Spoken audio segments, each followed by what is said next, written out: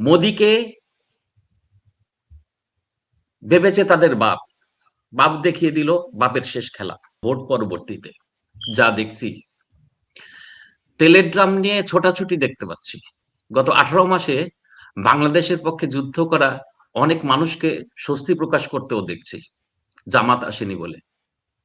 কেউ কেউ তৃপ্তির ঢেকুর তুলছেন হেভিওয়েট জামাতিদের পরাজয়ে। আমি এদের মতো আশাবাদী নই। জামাতের প্রাপ্ত সিটগুলোর সাথে বিএনপির গুপ্ত জামাতের সিটগুলো যোগ হবে ধীরে ধীরে, এটা আপনারা ধীরে ধীরে টের পাবেন।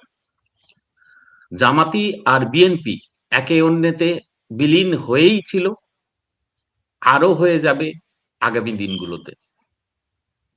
নেমখারাম মৌলবাদী আওয়ামীও যুক্ত হবে এদের সাথে, শুধু ইসলাম হেফাজতের নামে। আরো যুক্ত হবে তথাকথিত সুশীল বুদ্ধিজীবী সাংবাদিক ইউটিউবার সহ সেলিব্রিটি নায়ক গায়করা। তারেক শফিকের গাঁটছড়া অটুটি ছিল, আছে, থাকবে বলেই আমার বিশ্বাস। তো বাংলাদেশের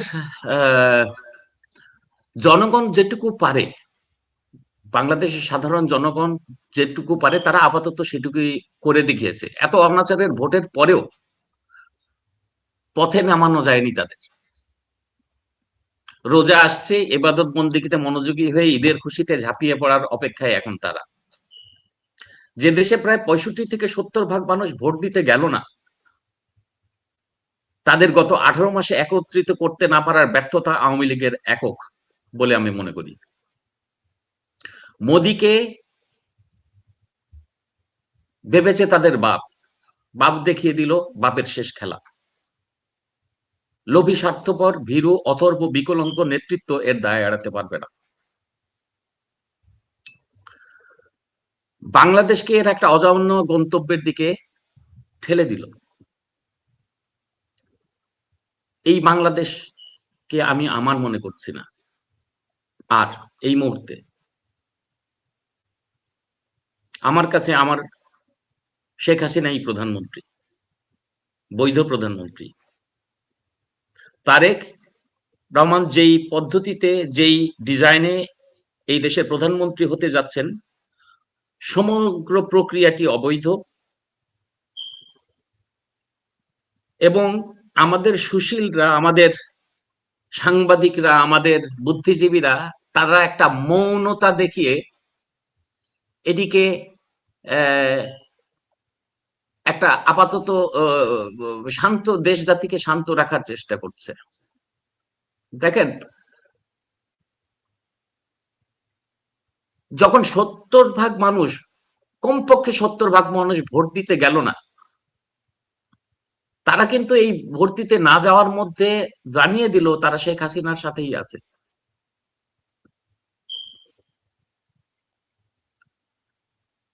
বঙ্গবন্ধুর অপরাধ ছিল তিনি একটা স্বপ্ন দেখেছিলেন একটা স্বাধীন দেশের।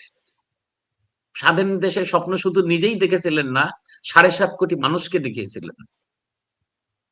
শেখ হাসিনার অপরাধ ছিল বঙ্গবন্ধুর স্বপ্নটাকে দিনের আলোতে নিয়ে আসার একটা চেষ্টা, আন্তরিক চেষ্টা, অন্তরের চেষ্টা ছিল। দাবা খেলাটা আপনারা সবাই জানেন। দাবা খেলায় একজন রাজাকে রক্ষা করতে মন্ত্রীর নেতৃত্বে হাতি, ঘোড়া, নৌকা আর কিছু সৈন্য থাকে ঘায়েল করার জন্য অপপ্রতিপক্ষকে। কখনো কখনো ধরেন মন্ত্রী হারিয়ে ফেলে, মন্ত্রী মারা যায়, তারপরেও হাতি, ঘোড়া, নৌকা সৈন্যের সমন্বয়ে সে ঘুরে দাঁড়ায় এবং সেই খেলাও সে জিততে পারে। তো শেখ হাসিনার যে হাতি, ঘোড়া, সৈন্যরা মাঠে আছে, সৈন্যরা মাঠে আছে, শুধু সৈন্য নিয়ে এত বড় প্রতিপক্ষের সাথে জয়লাভ সম্ভব না। তার হাতি, ঘোড়া, নৌকা সব সেফ সাইডে আছে। একটা লোকের গার্ডস দেখাতে পারলো না, একটা মানুষ গার্ডস দেখাতে পারলো না, নেত্রী আমি ভুল করেছি, আমি ব্যর্থ, আমার জায়গায় আমি এই পদে আর থাকবো না, আমি কর্মী হিসেবে আপনার পিছনে থাকবো। এই গার্ডসটি দেখা, আমি গতকালকে আপনার একটা শো দেখছিলাম জনাব নানক সাহেবের সাথে, তার মানে কনফিডেন্সলেস কথা, দিক বিদিক শূন্য কথা, কর্মীদের মনে কোনো সাহস যোগাতে পারবে না, কোনো অনুপ্রেরণা যোগাতে পারবে না। এরা নেতা হয়েছিল এতকাল, তাই না? এরাই তো নেতা হয়েছিল আমাদের। শেখ হাসিনার সাথে বিট্রে করেছে সবাই, আমাদের সর্বশেষ বিট্রেটা করেছে ভারত। আমি একটা পরিসংখ্যান দেখছিলাম 2024-এ আমেরিকার সাথে ভারতের বাণিজ্য হয়েছে $129 বিলিয়ন, যেখানে বাংলাদেশের সাথে বাণিজ্য ছিল $13 মিলিয়ন, সরি 100, হ্যাঁ 13 বিলিয়ন ডলার। তো অর্থনীতি এখানে একটা বড় ফ্যাক্টর হিসেবে কাজ করেছে, পিক ফ্যাক্টর হিসেবে কাজ করেছে। আমি এতদিন মুখ বন্ধ করে রেখেছিলাম, আমি ভেবেছিলাম আওয়ামী লীগের তো অনেক সমালোচনা আছে, এই সমালোচনা করার সময় এখন না। হ্যাঁ, এখন একটা যুদ্ধের সময় চলছে, আওয়ামী লীগের বিচার পরে করা যেতে পারে, আওয়ামী লীগের বিচার অনেক দাবি করা যেতে পারে, ঠিক আছে, এখন আমরা আমরা আগে দেশটাকে উদ্ধার করি। এই এই মনোভাব নিয়ে আমি আওয়ামী লীগের দিকে কোনো কাদা ছুড়িনি। ক্ষোভ ছিল, ক্ষোভ ছিল না তা না, আপামর জনসাধারণের যেই স্বাভাবিক ক্ষোভটা ছিল সেটা আমারও ছিল।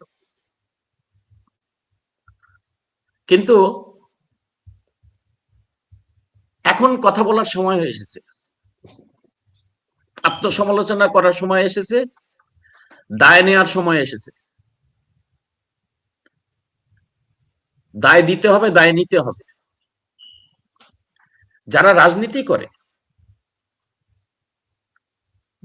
আমি ধরে নিচ্ছিলাম প্রথম দিকে যেই প্রথম 6 মাস 1 বছর যেই তাণ্ডব চলেছে, সবারই মৃত্যু ভয় ছিল, যে যার মতো একটা নিরাপদ জায়গায় যারা যারা যেতে পেরেছে চলে গেছে, খুব একটা দোষও দিই না।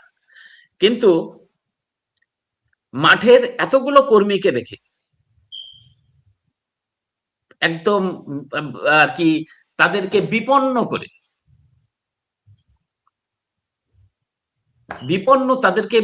করে তাদেরকে রাস্তায় ফেলে, না খেতে পেরে তাদের বউরা আত্মহত্যা করে যেসব ছবি আমাদের সামনে দেখিয়েছে, এর দায়ও তো নেতারা নিতে পারতেন, যে ভাই আমি পারলাম না, আমি পারি নাই। এই কথাটা বলার মতো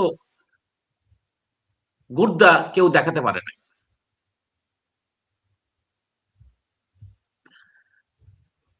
তো আমি কিন্তু শুরু থেকে বলেছিলাম, আপনার প্রথম অনুষ্ঠানে আপনি যদি মনে করতে পারেন,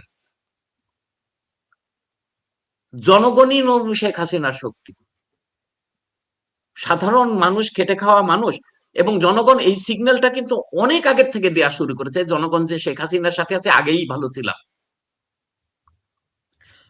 এটা কোনো প্রোপাগান্ডা ছিল না, বা এটি একটা মানুষের ভিতরের থেকে একটা, তাকে যেই মানুষগুলো এই কথাগুলো বলেছে আগে ভালো ছিলাম, তারা একেবারেই নিরীহ মানুষ, রাজনীতির সাথে কোনো সম্পর্ক নেই, তারা দুটো খেতে পারত। ওই জায়গাটাতে এরা আমলে নেয় নাই, ওই অনুভূতিটাকে তারা আমলে নেয় নাই। তাহলে 18 মাসে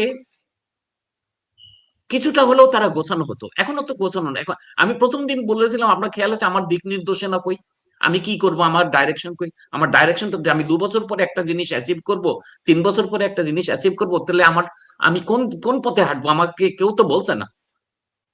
আমরা তো জনগণ রাজনীতি করি না, আমরা ভোটটাই দিই।